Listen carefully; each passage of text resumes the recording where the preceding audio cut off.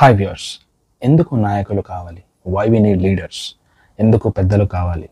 ఒక వచనం చూసుకుందాం. నాయకులు లేని జనులు చెడిపోవుదురు, ఆలోచనకర్తలు అనేకులుండుట రక్షణకరము. హల్లెలూయా.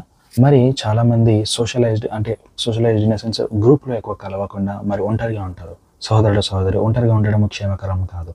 బైబిల్లో ఒక దగ్గర మరి పురుషుణ్ణి సృష్టించిన తర్వాత పురుషుడు ఒకడే ఉండుట మంచిది కాదు అని చెప్పేసి మరి స్త్రీని కూడా దేవుడు సృష్టించడం జరిగింది.